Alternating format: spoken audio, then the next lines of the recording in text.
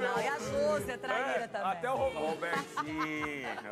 A Josi bateu bola também, Josi? Ó, eu tenho daqui a pouquinho uma honra suprema aqui, porque eu vou contar uma novidade da Band. Como diria um parceiro meu, da hora. Da hora! Mas olha só, tem novidade do Corinthians também. Você acredita que teve protesto no Corinthians? Protesto no Corinthians? Isso é uma novidade, hein?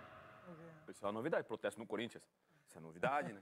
Rapaz, que novidade. Ah, fizeram um buraco na grade, uma história. Mas daqui a pouquinho eu conto, porque é o seguinte... Ronaldo vem hoje? Azul, deixa eu fazer uma pergunta pra você. Azul é a cor da zebra? Não. Não, né? Não. Mas teve zebra preta e branca. Zebra tradicional. Sim. Na Copa do Brasil, o Vasco não conseguiu vencer o ABC no tempo normal, deixou tudo para as penalidades. Não tá legal essa história de penalidades para os mais tradicionais. E o ABC, valentemente, com garra, com coragem, eliminou o time vascaíno em São Januário. E as vaias foram para o Pedro Raul, que desperdiçou mais um pênalti. Barbieri também, sei não. A noite foi dramática. ABC elimina o Vasco dentro de São Januário. O roteiro tinha requinte de maldade. Foi como um filme de terror para os vascaínos. Desde o início da temporada, a palavra pênalti causa calafrio no torcedor. 3 já haviam sido desperdiçados. O primeiro na partida contra o Volta Redonda, o segundo contra o Flamengo e o último diante do Bangu.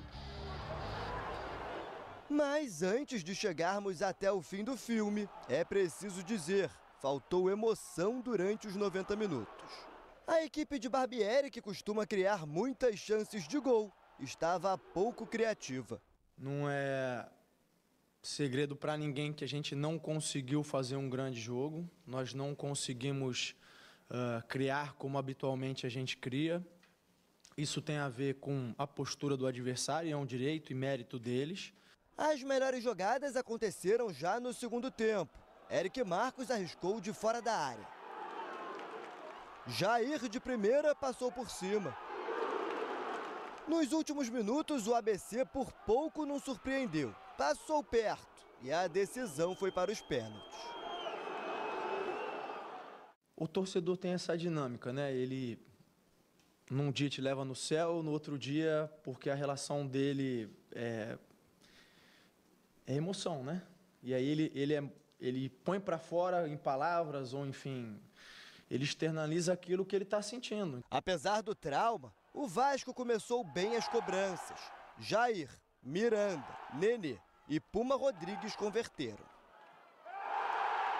Com um chute já desperdiçado pelo ABC, ficou com Pedro Raul a bola do jogo. O Pedro é um camisa 9, é um jogador acostumado a fazer gol, é um jogador acostumado com esses momentos. A gente fez um levantamento dos jogadores de aproveitamento, não só do aproveitamento dos pênaltis, mas aqueles que tinham batido em decisão e tinham acertado, e o Pedro era um deles.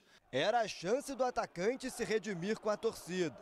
2 das 3 cobranças desperdiçadas pelo Vasco no ano saíram dos pés do camisa 9 e o lance se repetiu. Para fora! Que isso, Pedro Raul! Que cobrança horrorosa! Com o chute para fora do atacante, alemão converteu para o ABC e levou a decisão para as cobranças alternadas, até que o Luca Orediano também isolou. O Luca é um dos que bateu bem no treinamento. Se o Luca não batesse, a gente ia acabar tendo algum outro jogador um pouco mais jovem, ou talvez o Piton, mas o Luca bateu bem no treinamento. Quem não errou foi o Wellington Reis, que garantiu a classificação do ABC para a terceira fase da competição.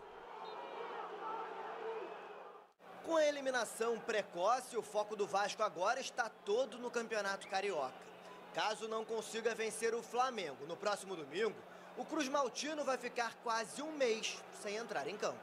A partir do momento que a gente chega aqui, o nosso desejo, claro que é chegar à final, porque isso fortalece esse desenvolvimento e essa construção de equipe.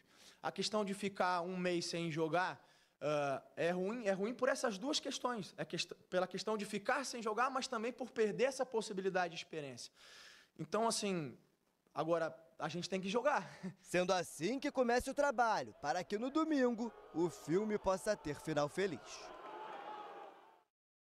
Olha, o Vasco vinha embalado, fazendo bons clássicos, não é, nessa disputa aí com o Flamengo, perdeu, mas saiu aplaudido pela torcida naquele momento. Ontem não, vai para os pênaltis, em algum momento está em desvantagem, recupera, o Pedro Raul desperdiça, o Herediano também não conseguiu e perdeu a vaga, perdeu dinheiro, perde confiança, tem decisão no estadual no final de semana. Que loucura, hein? A reviravolta. A reviravolta, virar a chave, né? A gente fala muito, né? Ou eles falam muito, né? Ah, agora tem que virar a chave, agora é campeonato carioca, pô, jogo contra um Flamengo, jogo grande, né? O Vasco tem jogado bem contra o Flamengo, venceu um, perdeu um outro. Agora vai para uma decisão mais uma vez contra o Flamengo, tem essa eliminação no meio da semana, tem a questão de confiança. O Vasco não fez o melhor jogo na Copa do Brasil contra o ABC, mas eu acho que é um time que, contra o Flamengo, obviamente, a grandeza, o que mexe com esse clássico, os jogadores vão entrar mais ligados. Quando se começa a arrastar muito o jogo, como foi o jogo do Vasco, e aí vai para as penalidades, a gente viveu esses últimos dias, né? Com penalidades e com muitas emoções. E na teoria, ninguém imaginava, né, que o São Paulo sairia, Corinthians, o Corinthians sairia, e agora o Vasco na Copa do Brasil também nas penalidades perde para um time até interessante com o ABC, mas tecnicamente o Vasco era melhor. Vale lembrar que o Ituano do Paulista, também eliminou o Ceará na Copa do Brasil nos pênaltis. O Goiás foi eliminado nos pênaltis também pelo Águia, né? Então, realmente, assim, é complicado. A Copa do Brasil, ela é traiçoeira, principalmente nessa segunda fase, porque antes você empata, joga fora, se classifica. Agora não, o empate leva para os pênaltis, mas aí o Pedro Raul, né, que é um cara que tem tudo para emplacar no Vasco da Gama, é um ótimo atacante, mas como ele já perdeu 2 penalidades antes dessa, para o Volta Redonda e também para o Flamengo, aí a torcida vaiou, ele foi meio que considerado o culpado da noite. Algumas das alterações do Barbieri também, o torcedor chamou o Barbieri de burro, né? Vale lembrar que esse Vasco tem vários jogadores que chegaram nessa temporada, é um time em formação, acho que é um time que vem jogando bem, teve esse detalhe de ter perdido uma classificação e tem uma questão financeira envolvida também que era importante para o Vasco, mas acho que o trabalho do Vasco até esse momento é um trabalho bem realizado por parte da comissão técnica e também a diretoria no geral. Você foi generoso o detalhe, né? Um detalhezinho de 2 milhões, né? 2 milhões, né? 2,1. Pix. Ô, Dedê, só que não aconteceu o mesmo com o Grêmio, que fez 3-0 no Ferroviário.